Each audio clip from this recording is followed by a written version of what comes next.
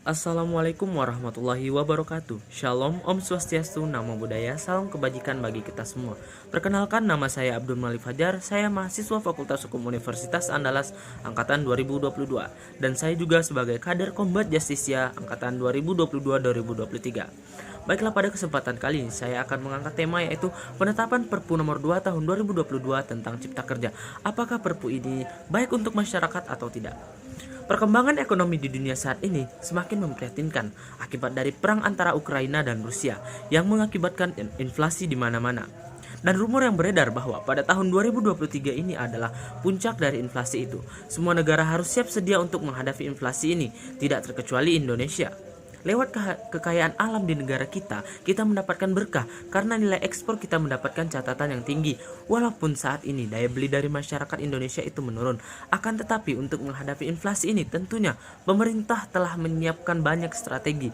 Salah satunya adalah penetapan Perpu nomor 2 tahun 2022 tentang Cipta Kerja, di mana Perpu ini dikeluarkan oleh Presiden Joko Widodo. Menyatakan keputusan penerbitan Perpu ini didasarkan oleh beberapa alasan yang mendesak dan demi memberikan kepastian hukum, sebagaimana bunyi pasal 22 Undang-Undang Dasar 1945 yang menyatakan dalam hal ihwal kegentingan yang memaksa, Presiden berhak menetapkan peraturan pemerintah sebagai pengganti undang-undang. Maka berdasarkan pasal ini, Presiden dinilai memiliki kewenangan penuh untuk menetapkan Perpu. Namun, apakah alasan yang dijadikan dasar pertimbangan Presiden dalam mengeluarkan Perpu ini?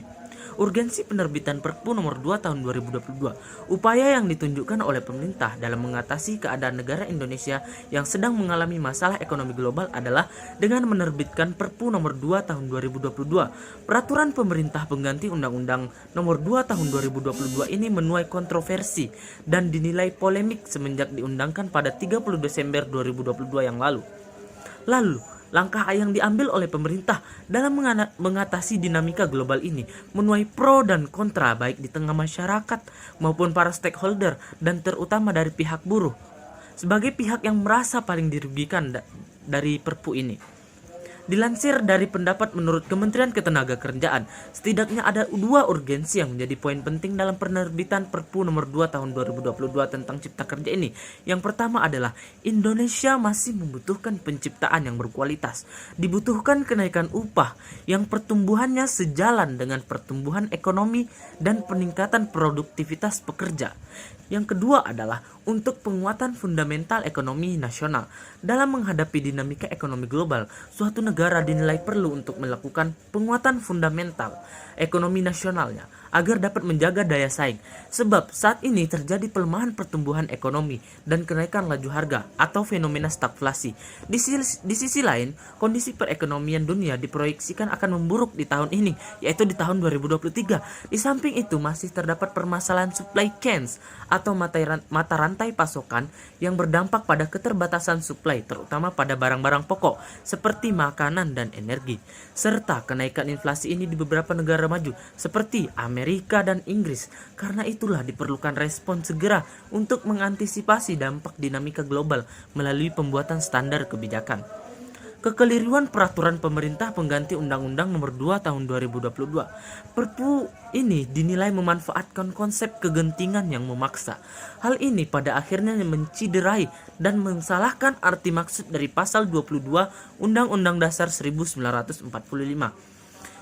Ini dikarenakan keputusan pemerintah terhadap diterbitkannya Perpu nomor 2 tahun 2022 merugikan banyak pihak. Keputusan ini akhirnya dinilai sebagai suatu keputusan yang keliru dan gagal oleh berbagai halayak. Perdebatan panjang yang terjadi di antara para ahli hukum masih terus berlangsung karena terbitnya Perpu Cipta Kerja tidak mengindahkan keputusan Mahkamah Konstitusi nomor 91 yang memberikan waktu 2 tahun untuk diperbaikinya Undang-Undang Cipta Kerja. Pemerintah tentunya memiliki kewajiban dan kewenangan untuk mensejahterakan masyarakatnya. Suatu kritikan dari masyarakat pun juga dinilai hal yang sangat lumrah dan pasti akan terjadi apabila pengambilan keputusan yang akan berdampak bagi banyak orang dengan keadaan dinamika perekonomian global yang cukup rumit sekarang ini. Saya berharap pemerintah dapat mencari solusi yang relevan sesuai dengan keadaan negara. Pemerintah juga harus lebih banyak transparan dan dalam pembuatan peraturan-peraturan yang menyangkut kehidupan orang banyak, agar nantinya setiap keputusan yang dikeluarkan oleh pemerintah benar-benar merupakan perwujudan dari aspirasi mendengarkan suara rakyat. Mungkin sekian dari pemaparan dari saya. Lebih dan kurangnya saya mohon maaf. Wassalamualaikum warahmatullahi wabarakatuh.